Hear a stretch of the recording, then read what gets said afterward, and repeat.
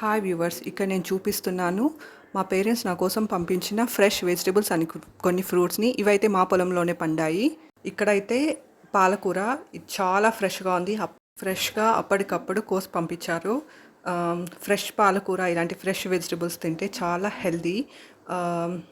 ఇంకా ఇవైతే మా మా చెట్లో కాసిన సపోటాస్.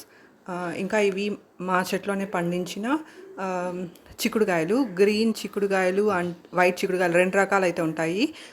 ఒక దాంట్లో ఈ వైట్ వాటిలో గింజలు బాగుంటాయి, గ్రీన్ వాటిలో లేతగా ఉంటుంది ప్లస్ గింజలు కూడా ఉంటాయి. ఇంకా అరటి, ఇంకా కర్పూరవల్లి, ఇంకా ఈ సపోటాస్ ఇవన్నీ మా చెట్లో పండించినవే. ఇవన్నీ ఫ్రెష్గా, వీటికి ఏం పెస్టిసైడ్స్ ఏమి మందులు ఏం కొట్టరు. ఇలా ఫ్రెష్గా పండించిన కూరగాయలు తింటే చాలా హెల్దీ. వీటికి నేచురల్గా కౌ డంగ్ అలాంటివి వేసి పండిస్తారనమాట. ఇవైతే స్వీట్ కార్న్స్.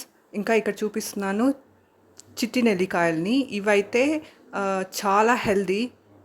ఇంకా ఇవైతే అనపకాయలు. వీటితో ఇది రాయలసీమలో స్పెషల్ అనమాట. ఇంకా ఇక్కడ చూపిస్తున్నాను బాటిల్ గార్డ్ అంటే సొరకాయని.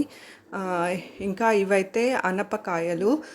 వీటిని గింజలు తీసేసి లేత గింజల్ని కర్రీ చేస్తారు. ఇంకా ముదురు గింజల్ని పైన స్కిన్ పీల్ చేసేసి పితుగుపప్పు కర్రీ చేస్తారనమాట.